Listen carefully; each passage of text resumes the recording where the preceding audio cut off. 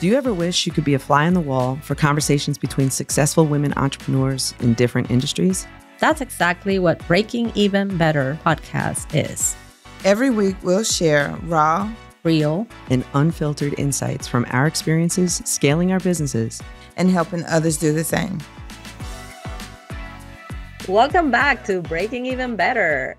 I'm Carolina, joined by my powerhouse co-hosts, Brenda and Trish. Today, we're tackling something a lot of business owners are still figuring out: remote work realities, adapting HR, or hybrid teams. Yes, remote work is here to stay. Let's be real, though. It's not just about letting people stay at home and work in their pajamas. It's not that at all. It's about policy, culture, and keeping productive without being micromanaged.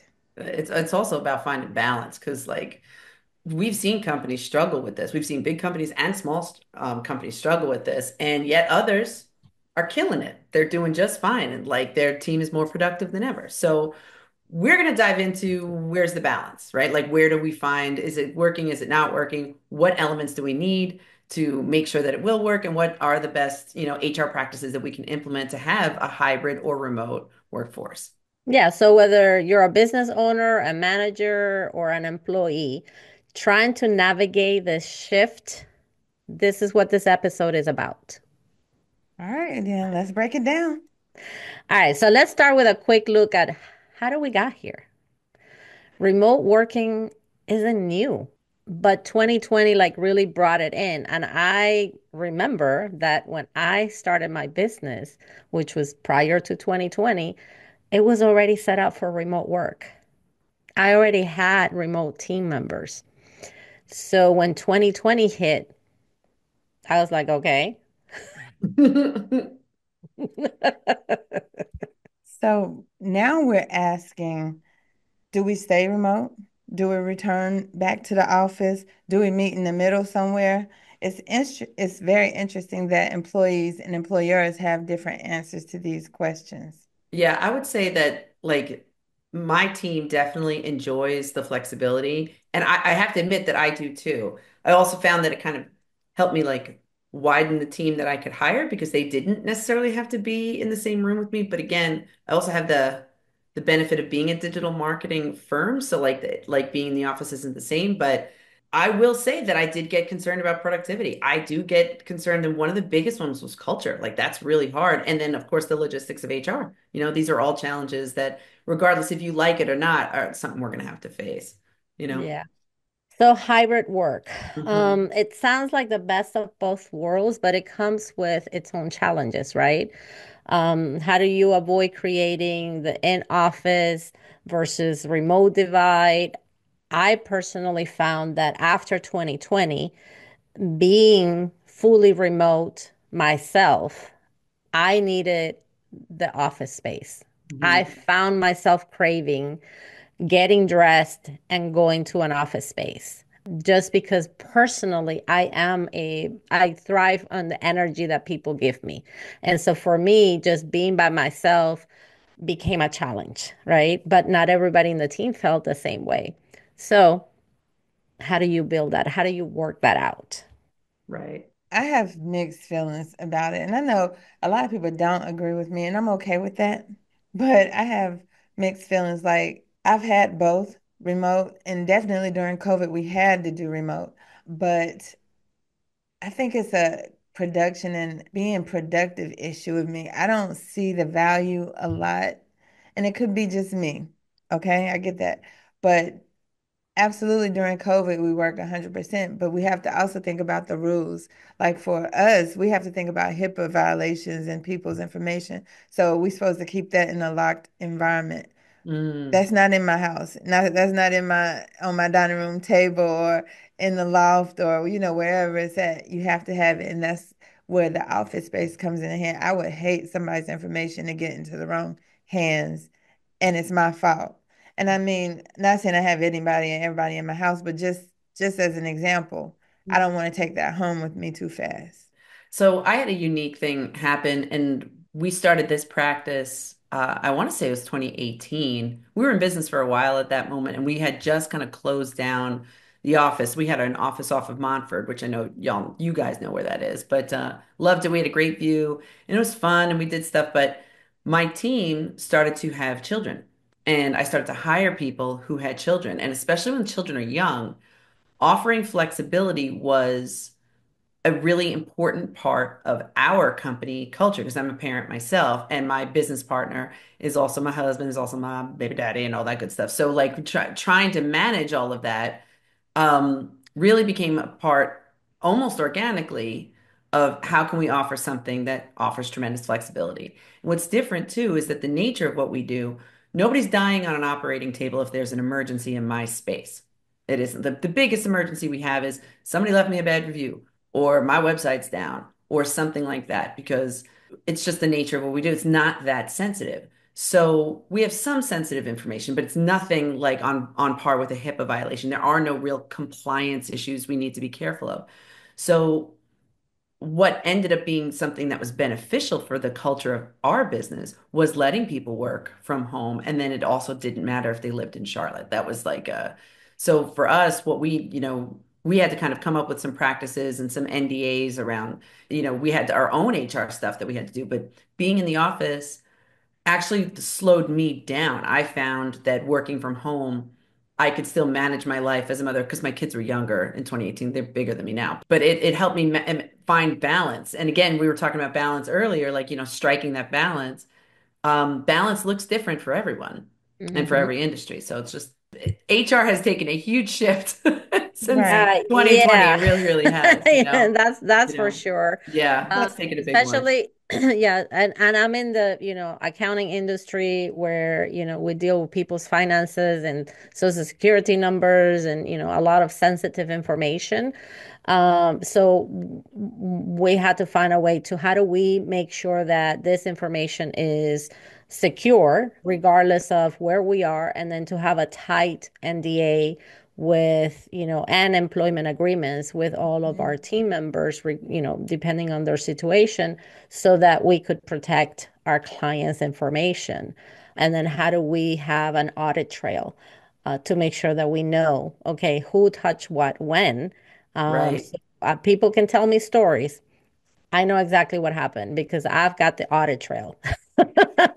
So we even have customers who have access to their own books, QuickBooks Online, and they will reach out and say, "Why is this transaction XYZ?" And we're like, "Well, actually, you created it." That's a you problem, actually. It sounds Happy to like help you out, but we that's don't know one's why not you on me. created it, but there it is. And here's the trail. And it's just, it makes me laugh. But at the same time, it's a safety, it's a precaution that we have so that nobody can, blame anybody for doing what they're not supposed to be doing, right? Right. So it does require having, certain rules in place, systems in place. That we'll go back to the freaking systems, right? The Right. SOPs, having all of these things outlined so that nobody's mistaken. And Right. if you are a remote worker, you can follow, the rules, and it's gonna be okay. And if Yeah. you want to be in the office, I know that for some time part of my teams like to be in the office because they Hmm. would have access to me Right. Right. as they were learning certain things in their job. It was a lot easier to have easy, like have me right Hmm. next door and walk and stand in the door, which I would be like, why are you standing there? Right. Right. I had an interesting experience. I have not insider knowledge by any stretch, but I referred somebody to Brenda and it was a referral. It was just like, hey, somebody needs to, she's looking for a job. You looking to put some people to work. I was like, this is not an endorsement, although I do like her. I'm like, you got to figure out what's what. And what was interesting is that hearing back from her because she's like, so you're going to put a good word in? I said, my name, me giving you a name is enough of a word, but beyond that, I'm out. Like, I can't know about it anymore. Like, my relationship with her is private. My relationship with you is private, is different. But what was cute though, she kind of came back and she's like, so Brenda's on point. Like, she has a whole onboarding process. So I'd actually love to hear, like, HR in the new role, like Brenda, because I feel like with your team, you have to, because of HIPAA, because of the different roles that you'd hire for and stuff. Like, I'd love to hear more about like some of the things that you have to manage, going forward. Like and that's All right. you know who I'm talking about. I don't want to name names. You No, know who no, I'm no, talking about. I'm good. And It's my thing. she's good people too. So yeah, I'm so glad that it worked out the way that it did. And it really did. You sent us someone lovely. Has running your business left you feeling exhausted, unmotivated, and completely disconnected from your why? If you're nodding your head, you might be experiencing burnout.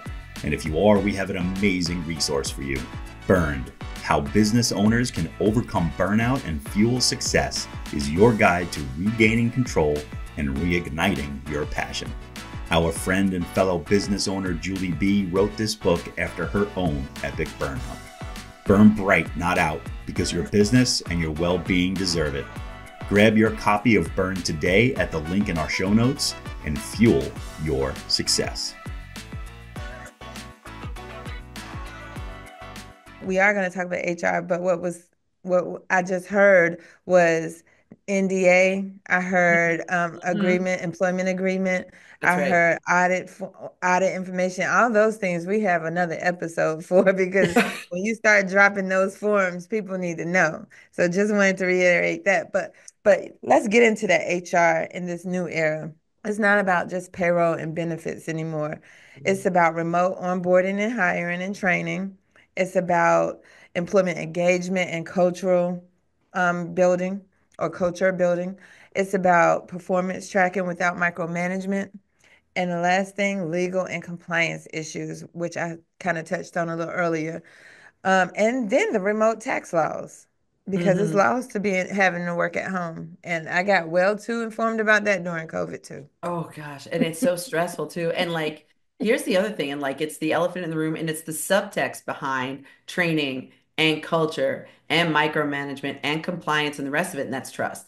Like, some companies are still stuck in this mindset that if they can't keep eyes on that these fools are stealing from me, they're not doing their work, they're just going to go off and watch the movie instead of coming to work and whatnot. And I think it's an interesting thing because is that really doesn't that impact the culture too? When you're like, we don't trust you to work without watching. Like, it's Well, interesting, like, and well, not just that, but like it's wild to think that you people are actually more productive when they're working remotely. Instead of like when in the office when people are like chit-chatting with each other or like wasting time, literally wasting time, hmm and things that they're not supposed to be doing versus the remote employees. I have found it, through the years that that's the case. That like right. all I have to do is give them what the tasks are and what the deadlines are. I hmm don't care if you do it during the day, if you do it at night, if you do it in your garage, if you do it in your bath. I don't care. Right. It just needs to get done. And Right. when you have those clear policies and processes in place, then this whole, thing about the larger corporations wanting to like have people clock in and clock out, it's all Right. BS. I think it goes back to Brenda's word of the year and word last year and word every year, which is intentionality. It comes back to like, what is the intention and how are you bringing intentionality to these conversations? You know what I mean? Like, how do you make leadership? Yep, I said it. How do you make leadership intentional? And like, Right. how can you make that work? Right. So it's your word, Brenda. And it is, it is. We're going to break it down now. Let's think about how can businesses and business owners adapt. First up, the hiring and onboarding. I Mm, think on my end, the SOPs, having that whole onboarding system already in place so it can be duplicated over and over again and right. everybody be on the same page. That's one of the best things. I think if you're doing remote, you can still do the same thing. It'll just be via Zoom or Teams or however you communicate, but you can still do those same onboarding.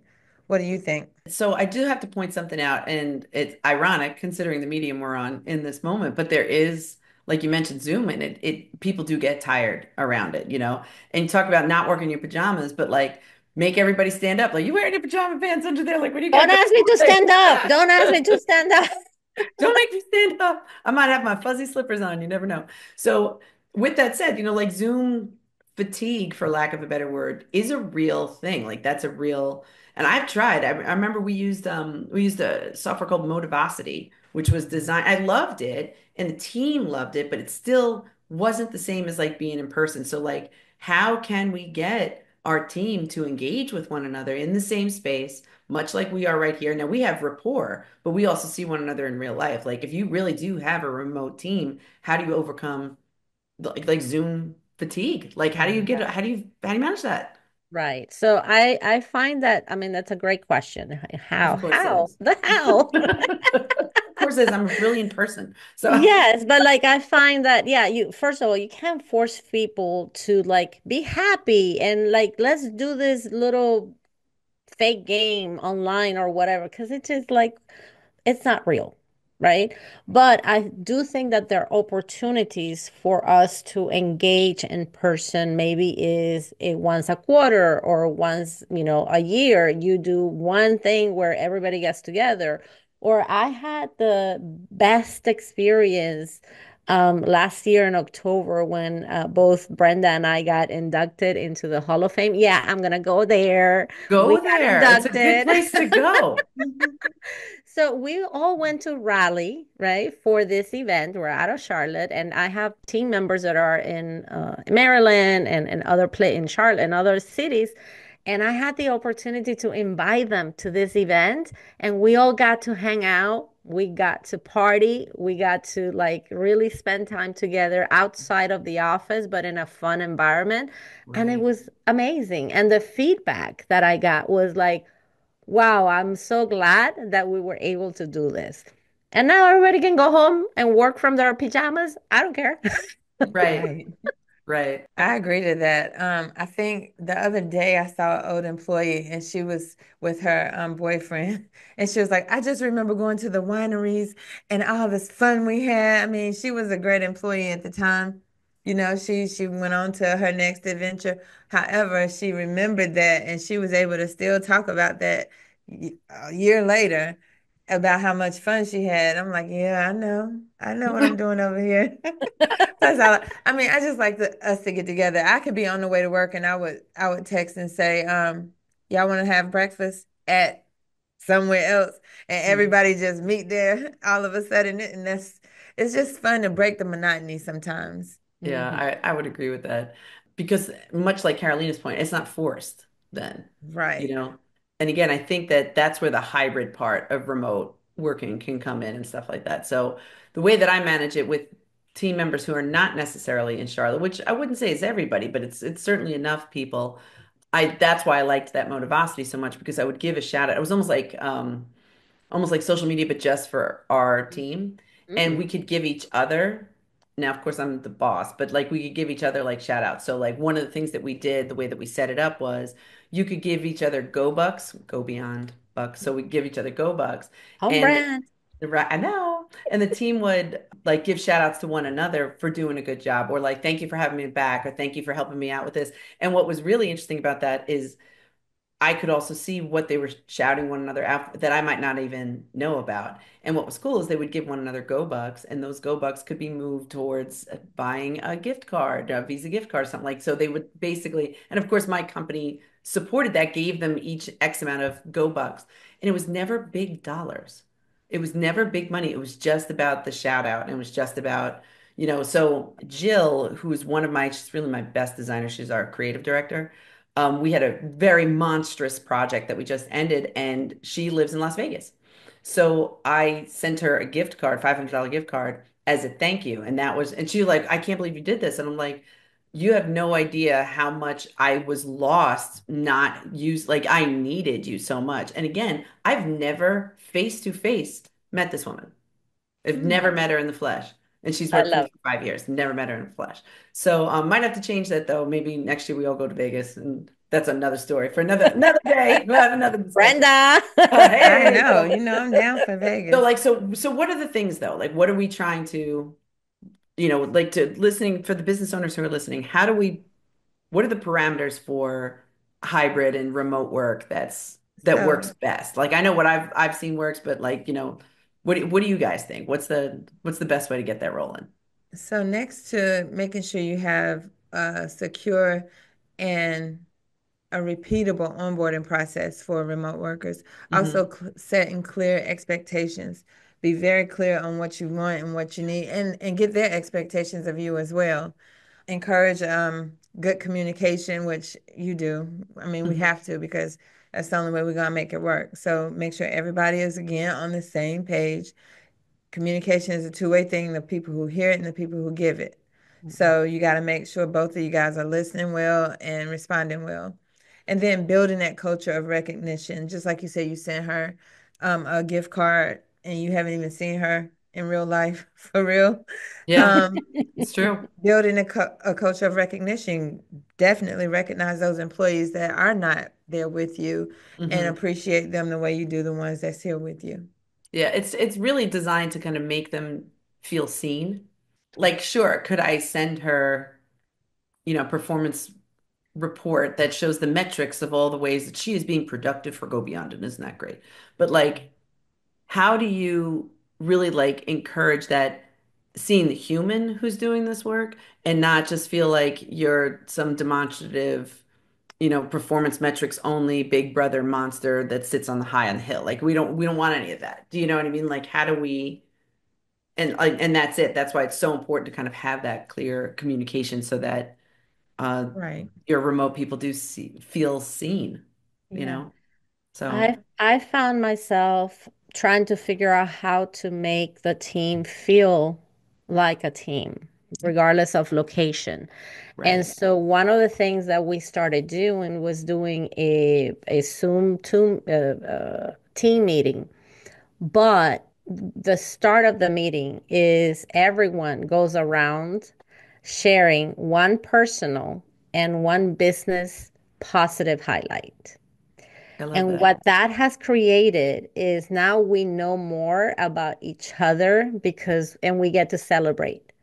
Mm-hmm. And that has built our team sort of mindset and feeling connected, even though we're all remote. So that to me has a lot of value, and it doesn't have to be extended. It doesn't have to be cheesy. It just gives somebody an opportunity to share 1 to 2 minutes of their lives with you, Right. and you take it in, and then now there's a lot of things we know, and then we can individually do something about it.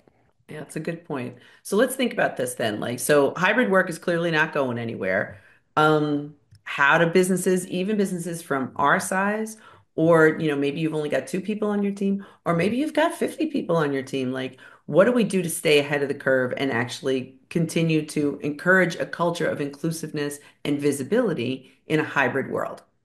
Now that we know we're not going back to being fully in the office, I mean, I know that's not necessarily an option now. People having the children and, people getting sick, a lot of our people our age take care of their parents. Hmm. So I think one of the things is the recognition, letting them know that they're appreciated. I think what happens with me is the understanding. Like Hmm. I have them say, "My kid's sick. I can't come in if they're here in North Carolina with me." They say I can't come in, and I'm like, "Okay, you good. Stay at home." Right. Because I've been there. I mean, my children are adults now, but I've been there when the children were sick and I couldn't even make it to work, and this wasn't an option years Hmm. ago in my field. But I just try to be understanding. I don't, if they're running late, I don't care. As long as you get to work and do your job or communicate. If you Right. got issues, tell me. I feel like recognition, having that clear understanding, clear communication, and just you as an employer being understanding of your employees. I think those are the most important parts to having a Right. good working relationship remotely. Yeah, you offer flexibility. Like Yeah, you let them let their lives expand and contract as needed. right, Right. I exactly. think, yeah, to your point, like we've all had families to take care of, and yes, are we in a different stage of that yes. But at some point, I would have loved when my kids were younger, much, much younger, and I was an employee. I would have loved to have the flexibility that my team now has, that if Right. they have to stay home, they can stay home. I just not, it's not my, it's not my problem. Just Right. get your job done. It's just do what you need to do.